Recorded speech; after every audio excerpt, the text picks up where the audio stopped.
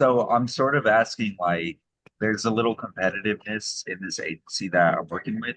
Mhm. They hired a new designer who also does SEO, which I do.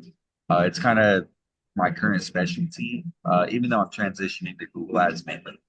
And so I was a little bit insecure. It's like, oh, fuck, they have a bigger team. It's taken me a bit, like 5 months to really get the whole thing dialed in. And Mhm. this guy says he's ranked websites number one. Honestly, I haven't done that yet. So I'm like, I, I'm a little insecure about it. And I feel like that's actually kind of fair. I also don't want to lose business from this agency client. So Right. I was just kind of asking for some feedback, like how should I feel about it? And then eventually, like what sort of strategy should I pursue? And Yeah. I think it's probably past time for me to start building my own agency because it's, more pay for the same amount of work or, whatever. But anyway, Yeah. like how should I approach this? How should I think about it? Like how should I feel about it? Yeah. Well, thank you, Brandon. That's a really how should I feel about it? That's a really um insightful thought because too often we try to turn business into the mechanics because we can measure those things. And the reality is in the end, we we know people make buying decisions based off emotion and then they justify it with logic. Yep. Similarly, as the solopreneur, owner, operator, founder, how we feel about what's happening in our business affects how we show up and how we perform for our business. So, um, the good thing about being this style of agency that you and I are, this one person, I Keith Bashir's Bald Guy Marketing, I am my brand, right? It's my brand. Um, Yeah. Don't grow hair. yeah, because it would totally throw everything off. Um, we get to choose who we work for, who we work with, Yeah. and the other side of the coin is they get to choose who they work with. Um, so the good thing about being a agency of one is I don't have an employer who's telling me you have to be at that desk at 8:35 in the morning and I'm locking the doors at 5 p.m. You better be out the door at 4:59. Well, boss, what if my work's not done? I need Yeah. another 15 or 12. At my last job, the guy actually had that policy. The doors lock at 5. The workday ends at 5. The doors lock at 5:30. You better be gone. And I get my best work done before everyone shows up in the morning Yeah. and Yeah. after everyone leaves. During the Mhm. day, I have conversations with a bunch of people and then it coalesces into writing some emails or writing some instructions. That's how I worked when I was in the army. That's how I do my best work. Um, Good that you know that. um, During the workday, I'm so dis in an office environment. I'm so distracted by everything that's happening around me that um it's my meeting times. I go, whether it's sitting in a formal meeting or whether it's having meetings with people, I'm having these conversations, I'm doing the research, digging into the information, but then I'm actually producing whatever the thing I'm producing after the office environment gets quiet. Um, as a and I rambled too much on that particular talking point. As a independent contractor, I don't have an employer who's telling me this is how you're going to do what you're doing. I have a contract with someone to provide them a level of service.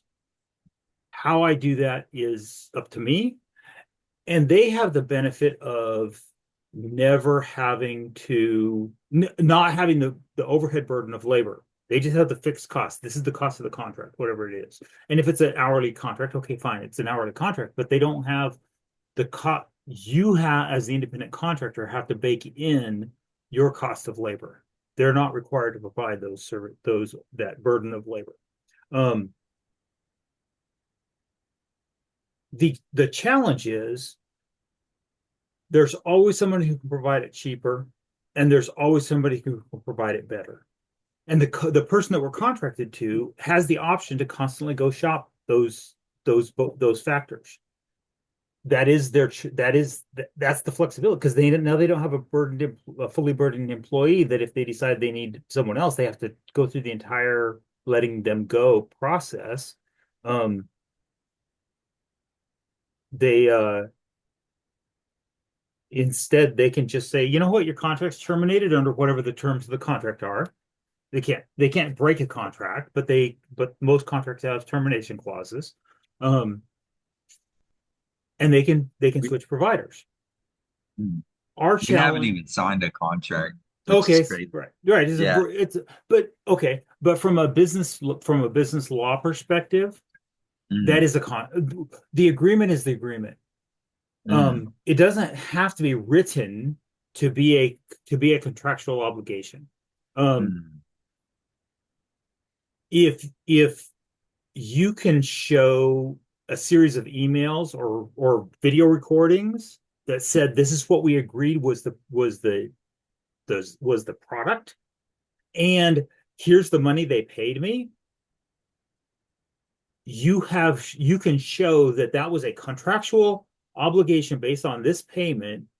That payment to you is a signature saying you're contractually obligated now to provide this thing that you described. Um, it is a legally binding business relationship. It just might not be a written contract. Um, Similarly, if someone says, I want this and I'm going to pay you that, and they pay you less than that, then you don't have to provide this. If they pay you the full amount of that, now you say, yeah, I'll provide this at that price, and they provide you that money. Now you're contractually obligated. The words came out of your mouth. They have a recording of it, and it's a contract. Okay.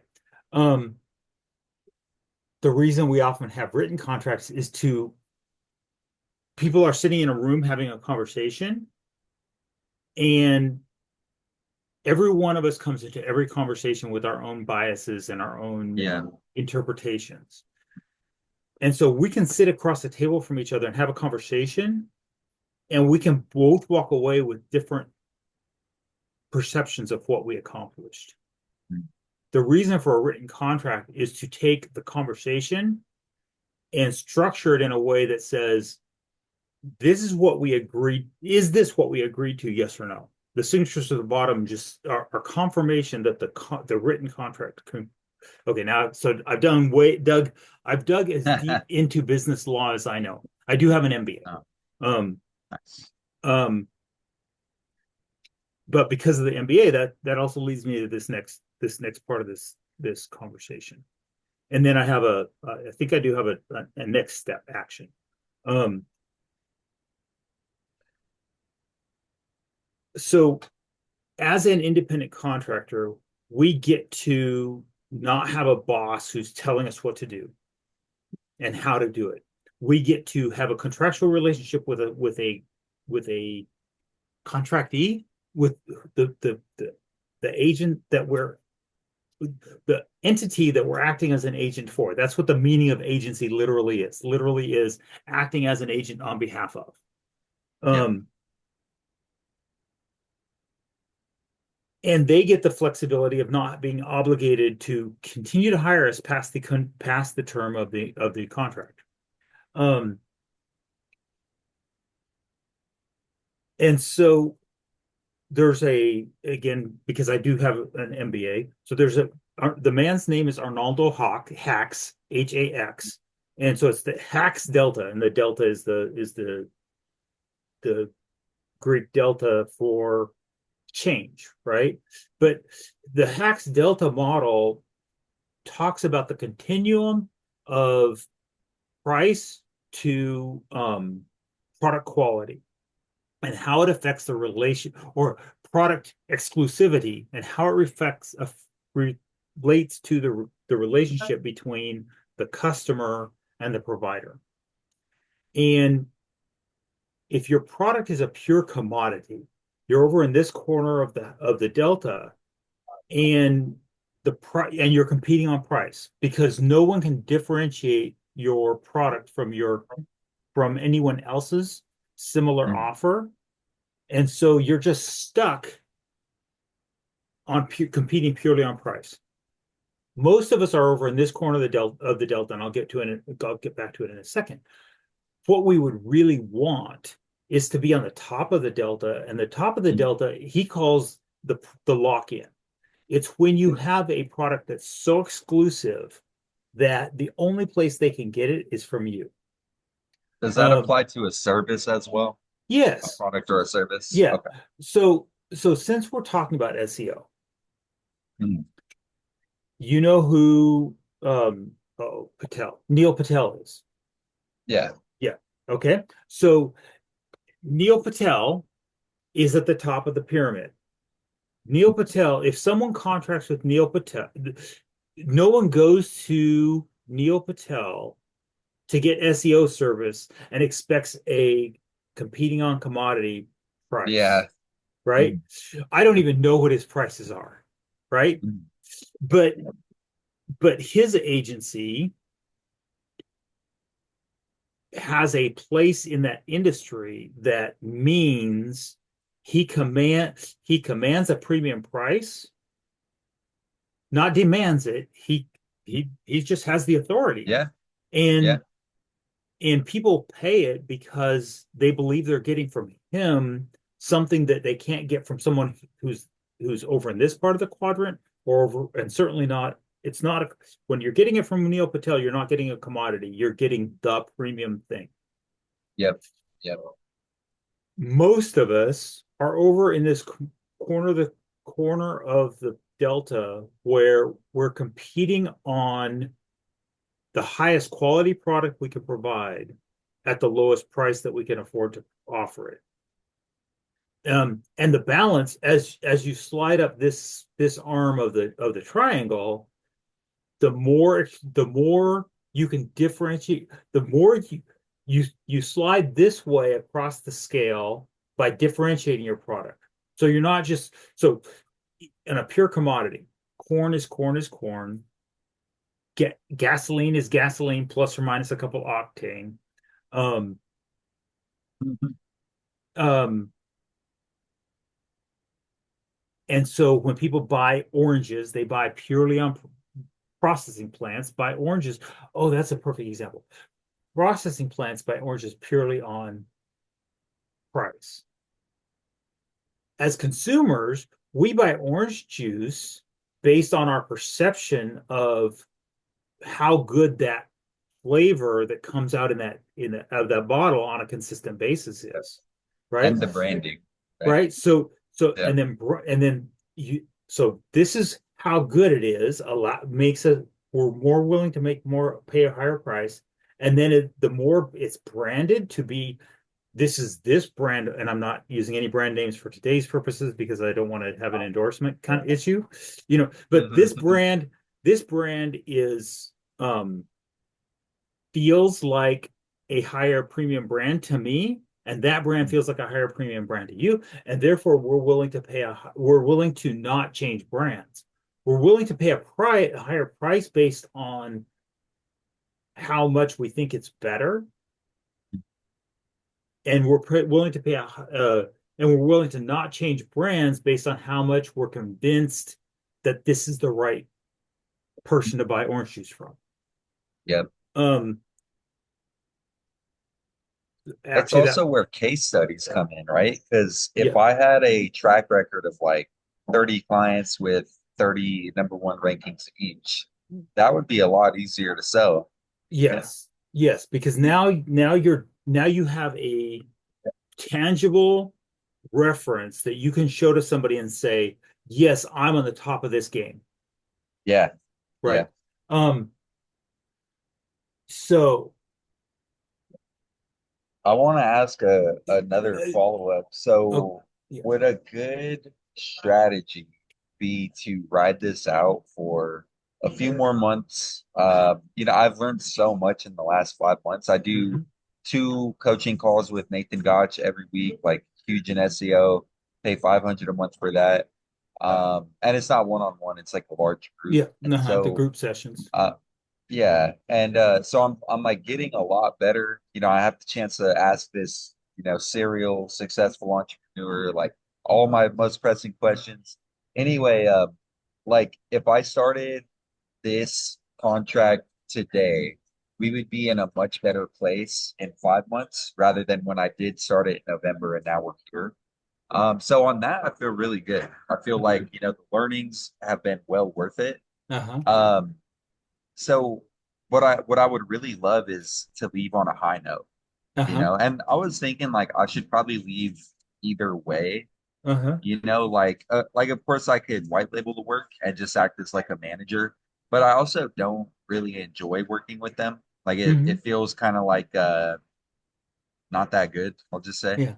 Yeah. And so um I definitely am going to start building my agency on the side. I Uh-huh. love Google Ads. They're really effective. They complement SEO really well. Hmm. I think if I bought like GoogleAds.com, literally it's like $13 to buy it. I Uh-huh. could build that up with my SEO and then also run ads to that, Uh-huh. like treat it like a squeeze page or whatever. Uh-huh. And so I feel like the marketing makes sense. I could Yeah. also go to conferences, post on my LinkedIn where I have like 4,000 uh pretty much therapists who follow me. So Yeah. I guess my question is, what are the considerations? Like Yeah. if like should I leave? If I do leave, it should be on a high note. If I do want to leave and it's taking too long to hit that high note, when do I just call it like, okay, this is done? Yeah. Yeah. There's literally two approaches. Um, Option one is literally just to leave. Option one is to Yeah. say, you know what, I see where you're going. I don't want to Mhm. compete with that, with your, especially if that's an internal guy. Um, Yeah. Well, he has his own agency, so he's also contracted. okay. Um, but if you if you're in a place where your perception is they're shifting to that guy, one option is literal, and I don't think Brandon, I don't think I'm going to give you advice. I'm just going to Yeah. I'm laying on the table. Yes, this is what I hear you saying the options are, and sometimes it just helps to clarify in our own mind what we want to do about it when we Yeah. hear when we hear our options. And option one is to literally say, "Hey, you know what, guys? I see you found this other person. Um, I hope you're happy with him. Let's terminate our relationship at the end of this current Yeah. uh, contract cycle. Um, the other option is to ride it as long as it goes and maybe lean over his shoulder.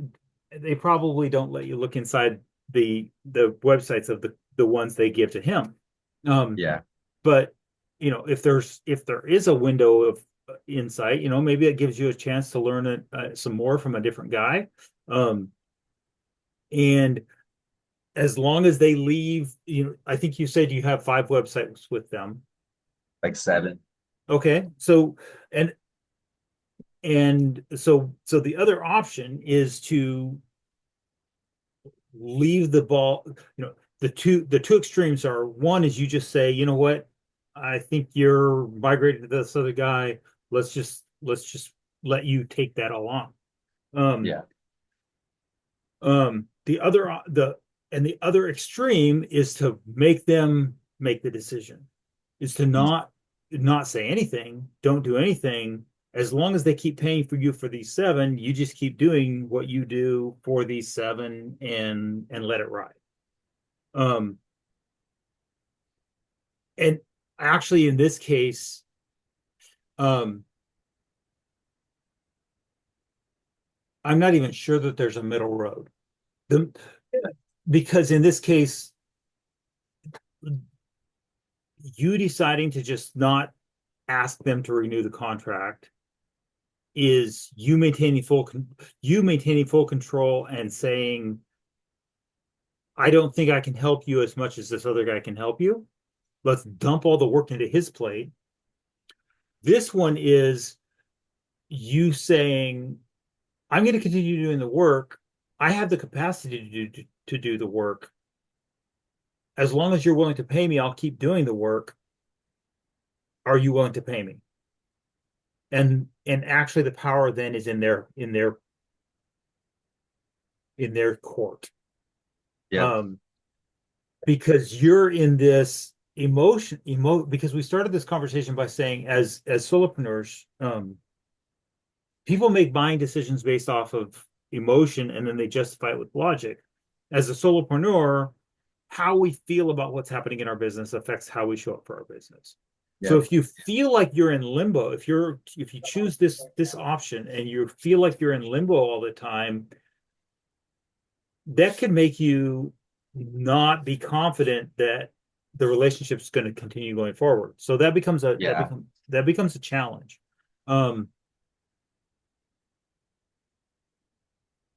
and that emotional uncertainty. So the advantage of Yeah. this is it's clean, right? You just make a Yeah. decision and you cut ties and you move on with your own agency. Um, Yep. when you're doing subcontract work to another agency and you're not sure and you're on a month-to-month contract, then how do you pay your bills if you don't know if the money's coming in next month? Um, Yep.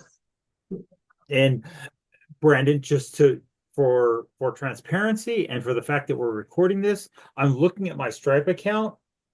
Mm. I know when my next deposit is hitting my bank account, Yep. and I can also see that my new income as of for so the money that came in prior to yesterday is already on the way. Yep. Income yesterday was $0, Yep. right? So I'm in the feast or famine. I'm not sure when I know when the next money is hitting my bank, but I don't know where my next meal is coming. So my next meal is coming in. The meal after that, I don't know when it's coming. I do. But for purpose of illustration, I'm saying I get how that feels in your Yeah. business, right? Okay. I think you really hit it on the head with like the emotional limbo. I Yeah. think that's what I really don't like is like, Yeah. it could be terminate on May 1st, it could be June 1st, it could be July 1st, like But it it's could be anywhere in between. And like the not knowing yeah. is what really bothers me. Yeah. And also like the like fear of losing 60 to 70% of my revenue. It's probably like 50% of my income, Yeah. which is okay. Like I was getting by fine without it, and now that I have it, I'm doing really good. But I could go back to having less if it means building something better Yeah. long term. But yeah, and And then there's also the consideration that like I don't know if they decided to terminate, if they would do it in a way that has like integrity. Like, would they just be like, all right, you're done? Or would yeah. they be like, hey, Brandon, like, we loved working with you, wrap up whatever you're working on by May 1st. Like, Yeah. you know what I mean? So, Yeah. Yeah. And and because it's 7 separate websites, I assume that each one of them is they're probably paid monthly in a single payment, but they're technically 7 separate contracts, mhm, mhm. right? Yep, So it's conceivable that even if you pursue this option, even if you leave the option in their hands, they might be trying out this other guy, but mhm. he might not have the capacity yet. And so it's conceivable that they might piecemeal shutting the transition. The Yeah, the problem for you is all of the power is in their hands. yeah, Um, and they get to decide which sites and when they pull the plug on you. and they could do it all in one fell swoop, or they could, you know what, we're gonna take this two websites and we're gonna hand them off to this other guy, and you don't Yep. know, right? Yeah. So so um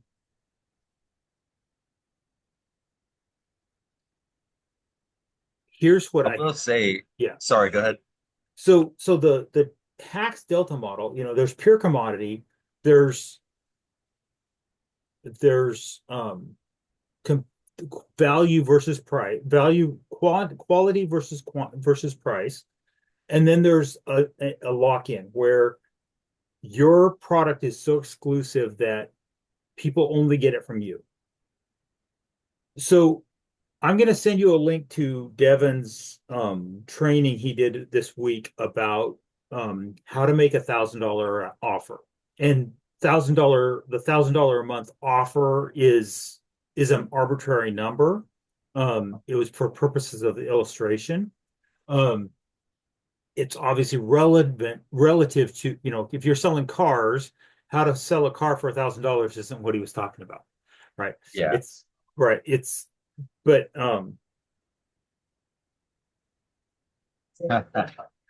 but how what he was taught what he specifically what he said that's relevant to what you're um asking is, if you're competing over in this corner, if you're a pure commodity, you have to compete on price. Hmm. You're stuck at whatever the lowest price in the industry is. If you're competing where most of us are over in this corner of the triangle, the more you can differentiate your version of the product, the better, the stronger your position is. And then you hit the nail on the head when you said, um, when we're buying orange juice, branding starts to matter. Hmm. The way Devin said it in this training was, and then you name it, Okay. right? So That's why he has his Spark method, right? right, that's his Spark Yeah. method of SEO, is about brand naming it. It's about branding. Now suddenly, if someone thinks Spark SEO is better than every other SEO, now he has lock-in because people are convinced that they should buy SEO services from him. That's smart. Right. So that's how you slide. So the position you're in is because you're doing SEO services for another agency. You're competing on what you're providing at the price that you're providing it, and you're concerned that this other guy might give them a similar price and a higher result, because Yeah. he has a track record that shows that at least his claim is that he's showing higher results. Yeah. You haven't actually And he looked at has his. like twice the years of experience as me. And Okay. like coming from a tech background, like he's great with technical SEO, which I Hmm. outsource, so I'm like I'm pretty good at it too in that sense. But that gives me a little bit of like, fuck, he's good, you know? Uh-huh. Yeah. Yeah. Okay. But he might also be wanting them to pay him twice or 1.5 Which would what they're paying you. actually be reasonable per website for 4 blogs, 10 hours of technical work and buying backlinks. It's like not like the cost of buying backlinks is separate, but all that labor is like Uh, not a lot, especially when you're paying 30% in taxes. yeah. Yeah. No, you can't go much lower than that. I know Yeah. I Yeah. because again, we share this industry. We share Mm. that service as a product. So I didn't know your number, but I Uh-huh. now that I know your number, yeah, you can't slide much farther back down the price equation Yeah. portion of the Mm. triangle, um, Mhm. and still make a living. And Yep. because again, Yeah. I know what the cost of doing that service is. Um, Mhm. so it's almost certain.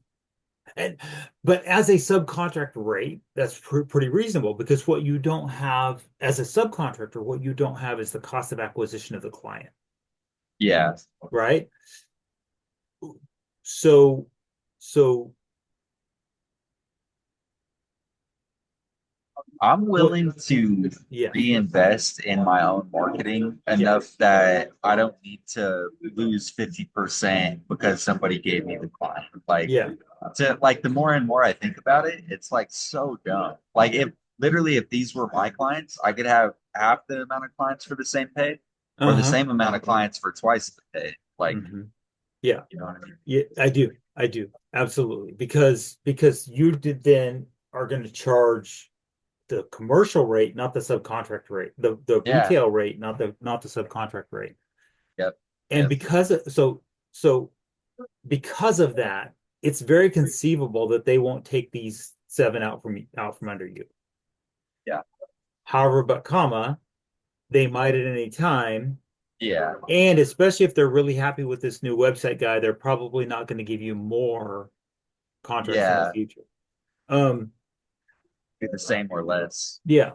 Um, so I hear what I hear what you're saying, and I'm agreeing with what you're probably going to do about it. Um, Uh, because the emotions do matter. Um, yeah. if it was a pure transactional calculation, letting it ride as long as it can has a value. Um, Yeah. but if that did, so this is again this, so I'm going to send you that training. But this other thing that Devin talks about a lot is focus. Follow one course until success. Um, and having this whale client because you're doing subcontract work on seven different websites, but the client is the agency, not the companies that whose websites you're working on. And so a whale client is one that occupies. So this is another thing Devin talks about is the concentration risk. Um, Concentration risk is the idea that if any one client takes away a significant portion of your income, then you're effectively a at will employee instead of being Yeah. a contractor, right?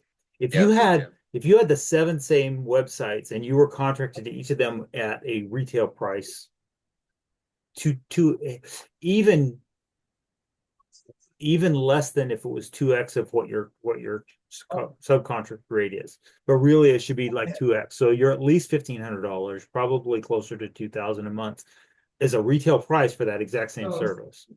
Um, but even but if you had all seven of them, then none of them equals 20% of your income, Yep. Yep. right? Instead, because this agency is subcontracting these individual sites, and if they were to take away one at a time, okay, fine. Yeah. But if they take away all of them at once, Yeah. that's significantly more than 20% of your income all at once. Yep. Yep. And that's the concept of concentration risk. Okay. Yeah, that Um, makes sense. I and yeah, and I think I- I've rambled a little bit for purpose of getting some thoughts onto the It's recording, been helpful. It's been but helpful. I could tell the point in the conversation where you're like, yeah, I know what I'm going to do. I might not do it in May. I might wait until June, but I know what I'm going to do. Right. I Yeah. heard you. Well, I heard you. yeah, I mean, it's like I could make them rich, or I could just make myself rich with a little bit of like salesmanship. You know Yeah. what I mean? Yeah. So, like, the fulfillment is really getting to that point where it's like, good, the systems are in place. I understand what's going on better than ever. I have the support, like, I have virtual assistants who do the technical, do the blog authorship. I'm really just in like a strategy role, which is really good. Hmm. Um, and then, so I did want to end on a positive note. Do you have to end at 8 a.m.? Um, A we few can minutes after? we can the high low the town hall that's today, um, In a few minutes? yeah, is Okay. is one that I'm not,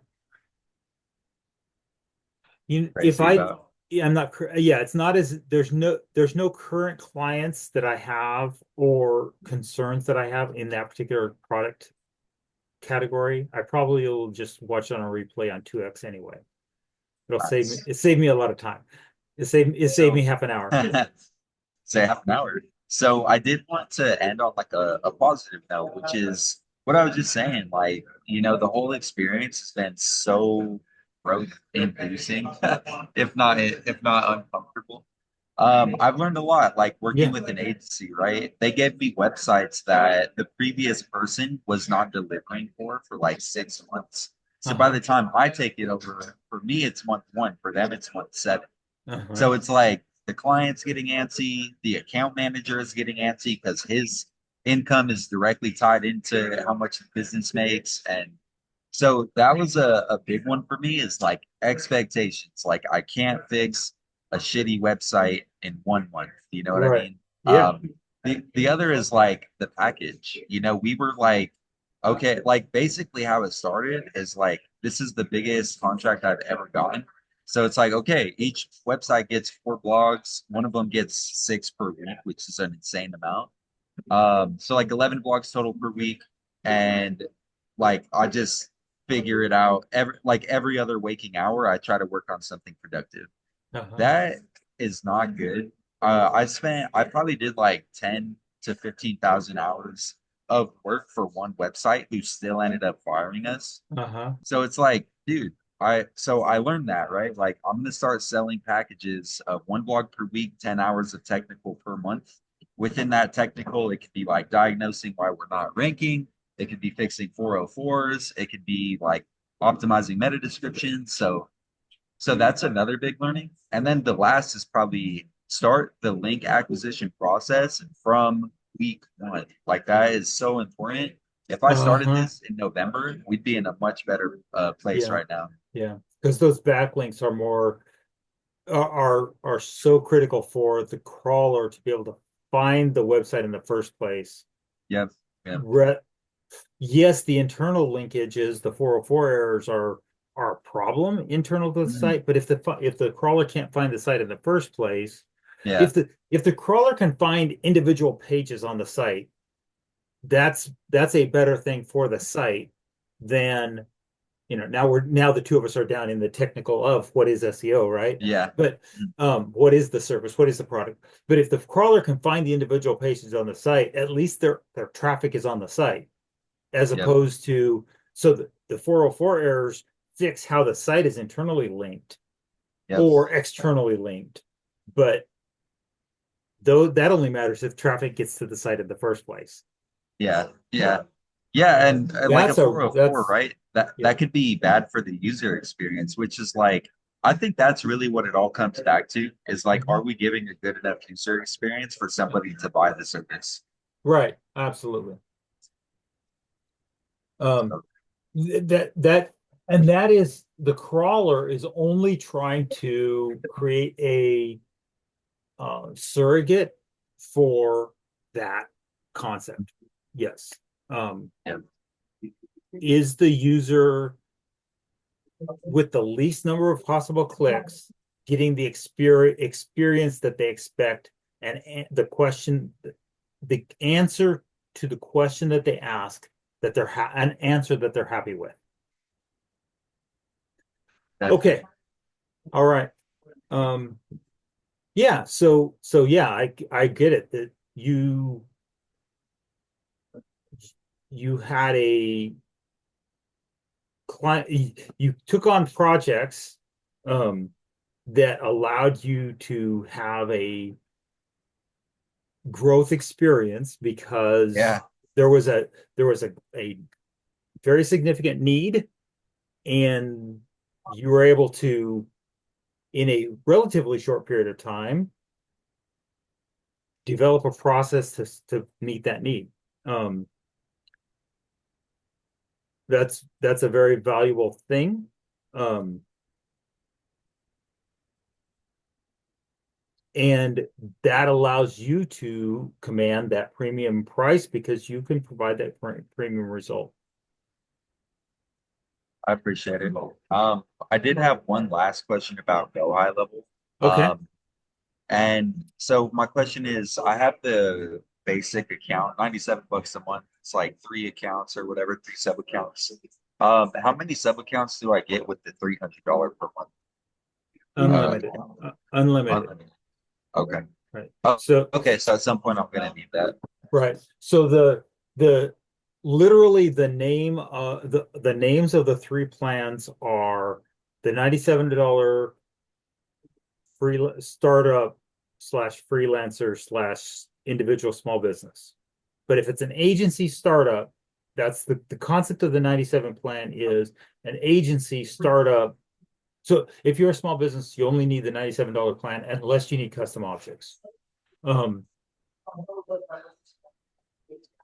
as an agency, $97 is a startup plan. It allows you to have an agency account and one or two accounts for clients to get enough cash flowing in to buy yourself the 297 plan. And then the Yeah. 297 plan is literally the agency unlimited. That's the name of the plan, Yeah. the agency unlimited plan. We all call it the 297 plan. And then the 497 plan is the SaaS Pro plan, and it gives you the technical additional features that allow you to do some digital magic. But a lot of people upgrade to the 497 plan and they really don't need it. Now, Yeah, they they get told this shiny object syndrome of you should have it because it gives you this and this and this, and most of us can't even spell API, let alone need to use the advanced API. You can use the basic API on the 97 and the 297 plan. um, Unless you need the advanced API, why would you buy the advanced API? yeah, yeah. So there's a couple things on the premium plan, on the SaaS Pro plan, 497 a month, that is custom objects, advanced API, and multiple custom dashboards that you can import into your agency client accounts.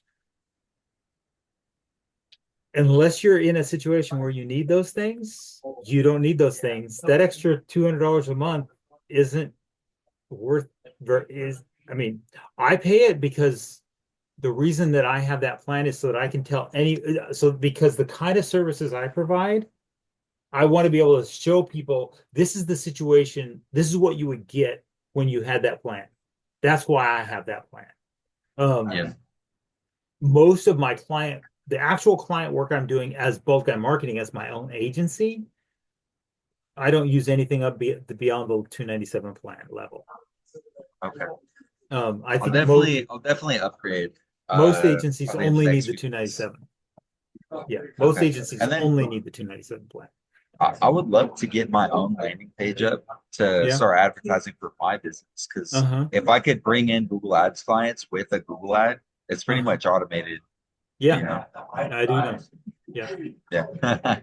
Sweet. Awesome. Well, thank you so much, Keith. I really appreciate you letting me like talk through this with you and for all your insights and advice.